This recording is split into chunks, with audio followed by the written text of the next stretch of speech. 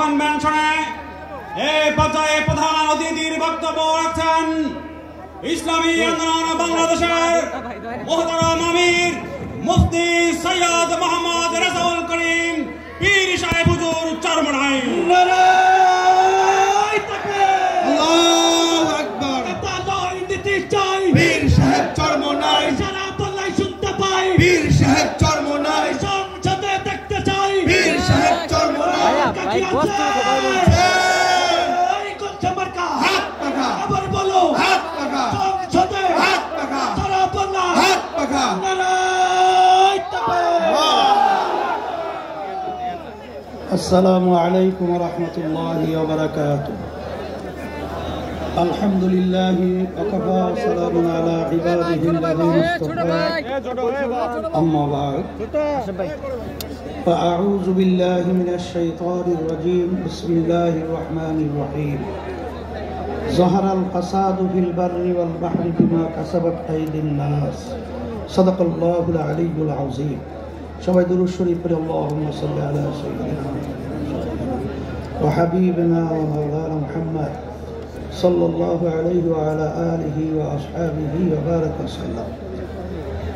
ইসলামী আন্দোলন বাংলাদেশের সহযোগী একটা সংগঠন ইসলামী যুব আন্দোলন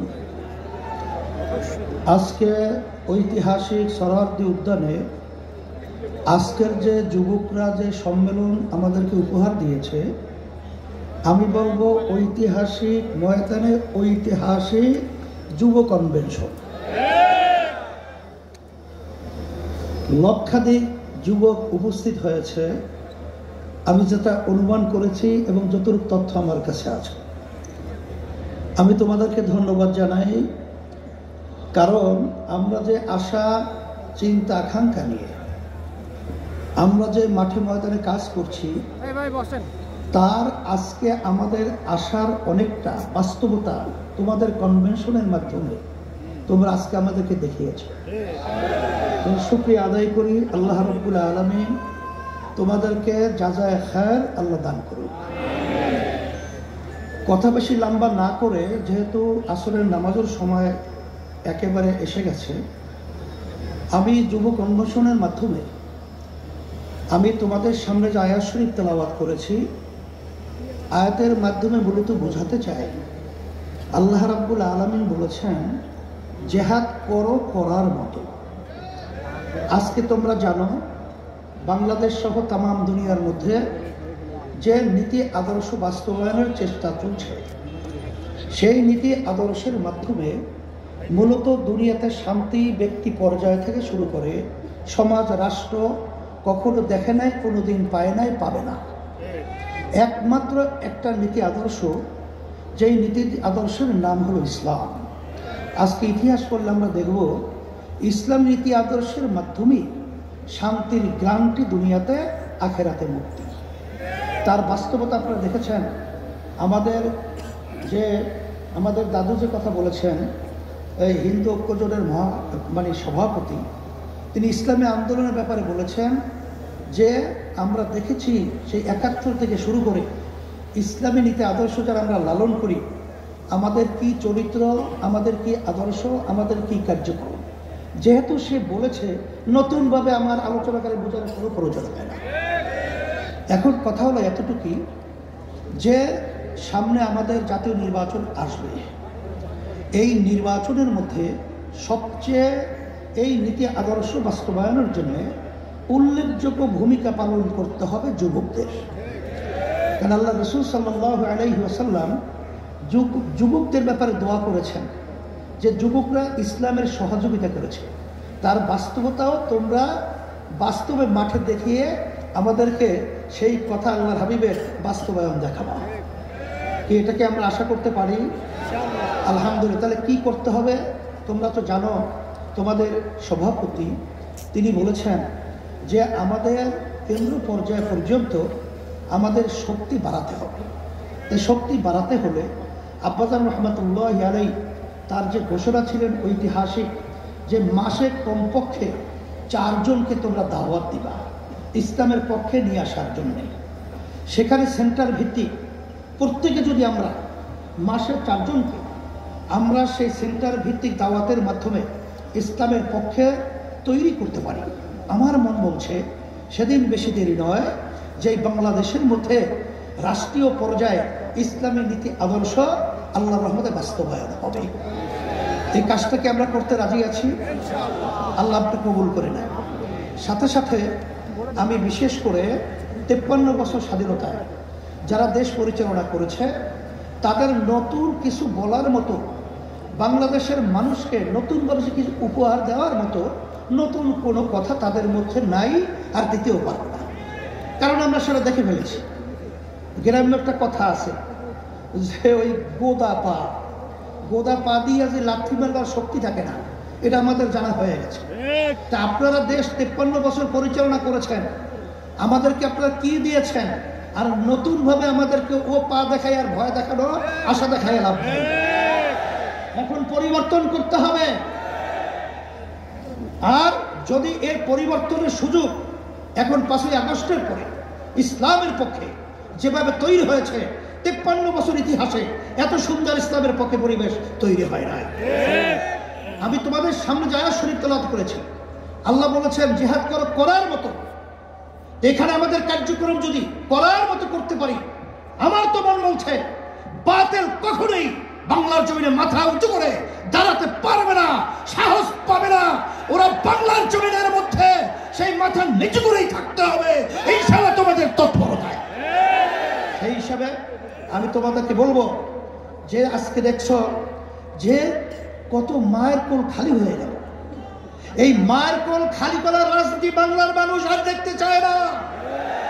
বাংলাদেশের টাকা বিদেশে পাচার করবেন, বিদেশে বেগমপাড়া তৈরি করবেন, এটার বাংলার জনগণ ছাত্র জনতা দেখতে চায় না। এর পরিবর্তন আমাদেরকেই করতে হবে। এই পরিবর্তনের জন্যই যদি আবার প্রয়োজন হয় আমরা আবার রক্ত দেব, আমরা জীবন দেব, তারপরে দেশকে সুন্দর দেশ করার জন্য রাজপথে থাকবো। থাকার জন্য কে কে রাজি আছো?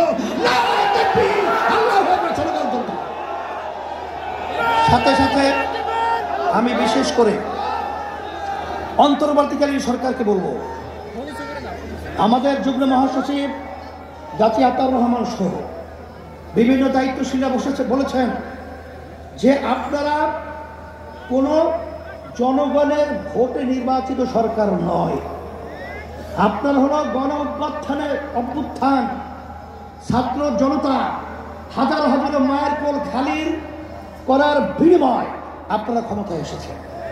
কিন্তু আপনাদের কার্যক্রমগুলো আমরা অনেকাংশে প্রশ্নবিদ্ধ। এটা আমাদের দুঃখ হয়। আপনাদের দুর্বলতা কোথায়? কে কি বলবে তা জানি না। যারা নাকি নির্বাচনের জন্য অস্থির হয়ে গেছে, পিয়ার নির্বাচন পছন্দ করছেন না, আমি বলবো এখন বাংলাদেশের মানুষ সজাগ হয়ে গেছে। আপনার জরিপ করে দেখেন, আপনারা তো মনে করেন আপনারা অনেক তাল গাছ হয়েছেন। আসলে আপনাদের মায়ের পায়ের নিচে মাটি নেই, মাটি কিন্তু সরে গেছে। এখন এই বাংলাদেশের মধ্যে আর এই চাঁদাবাজদেরকে, এই যারা নাকি জায়গা দখলকারীদেরকে, খুনিদেরকে, গুমিদেরকে বাংলাদেশের মানুষ দেখতে চায় না। পরিবর্তন করতে হবে। সুন্দর পরিবেশ তৈরির জন্য আমাদেরকে কাজ করতে হবে।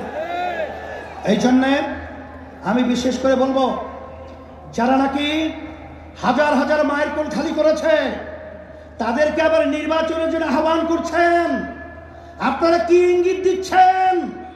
এখনো মায়ের কান্না বন্ধ হয় নাই, এখনো মুখদের পানি পানি সেই শব্দ আমাদের কান থেকে এখনো সরে নাই। আবু সাইদের হাত প্রসারিত গুলিবিদ্ধ, বুক নিয়ে মাটিতে লুটিয়ে পড়েছে। এখন আমাদের নজর থেকে এখনো সেই স্মৃতি চলে নাই। আর আপনারা তাদেরকে নির্বাচনে আহ্বান করবেন, আবার নির্বাচনে তাদেরকে নিয়ে এসে আপনারা ক্ষমতা দখল করবেন। এ ধোঁকাবাজি বাংলাদেশের জনগণ বুঝে গেছে। তাইলে আমরা বলবো, যারা নাকি বিভিন্ন সময় লক্ষ্য করেছি যে আপনারা সাধারণ ক্ষমা ঘোষণা করেন, আবার কেউ তাদেরকে নির্বাচনে আহ্বান করে, এইসব ধোঁকাবাজি বাংলাদেশের জনগণ এখন বুঝে ফেলেছে। আপনাদের অবস্থান পরিষ্কার করতে হবে। আপনারা এই স্লোগানের মাধ্যমে কাদেরকে খুশি করতে চান এটা কিন্তু বাংলাদেশের মানুষ বোঝে। আর এই পাশের আমাদের যে রাষ্ট্র রয়েছে, নিয়ম ছিল বন্ধুত্ব সুলভ আচরণ আমাদের সাথে করবে, কিন্তু তাদের আচরণে আমরা বন্ধুত্ব পাই নাই। তাদের দোষদেরকে খুশি করবেন এবং তাদেরকে নিয়ে আপনার ক্ষমতায় যাবেন না, এটা কখনই হবে না, আর হতে দেওয়া যাবে না। আর পিআর সিস্টেমের মাধ্যমেই বাংলাদেশে জাতীয় সরকার গঠন হবে। আপনারা কেন চাচ্ছেন না? আপনাদের ভয় কোথায়?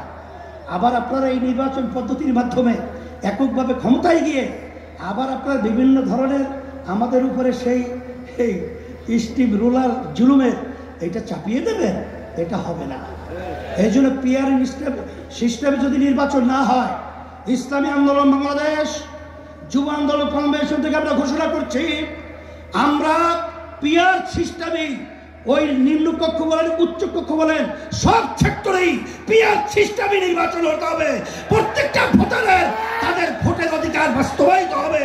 বাংলাদেশের জাতীয় সরকার হবে, নাহলে আমাদের আন্দোলন করার প্রয়োজন হলে আন্দোলন করব, সংগ্রাম করব, পিআর সিস্টেমে নির্বাচন বাস্তবায়ন করে ছাড়বো ইনশাআল্লাহ। নারায়ে তাকবীর, নারায়ে তাকবীর, আল্লাহু আকবার। 24-এর যুব আন্দোলনের কমিটি বিলুপ্ত ঘোষণা করা হলো, 25-এর যুব আন্দোলনের নতুন কমিটি ঘোষণা করা হচ্ছে। আলহামদুলিল্লাহ, সভাপতি হিসাবে আতিকুর রহমান মুজাহিদ। আতিকুর রহমান মুজাহিদ কোথায়? আলহামদুলিল্লাহ। সহ সভাপতি ইঞ্জিনিয়ার শেখ মোহাম্মদ মারুফ। সেক্রেটারি জেনারেল হিসেবে মানসুর আহমদ সাকি। সবাই বলি আলহামদুলিল্লাহ। আর বিশেষ করে আমাদের আন্দোলনের পক্ষ থেকে, সকলের পক্ষ থেকে সদ্য আজকে যে তোমাদের যুব আন্দোলনের সভাপতি ছিল, সে আলহামদুলিল্লাহ তারা পরামর্শ ভিত্তিক এবং যেভাবে তারা কাজ করেছে আজকের কনভেনশনের মাধ্যমে তাদের কাজে আমরা অত্যন্ত খুশি হয়েছি। আল্লাহ তাদেরকে যাজায় খায়ের দান করুন।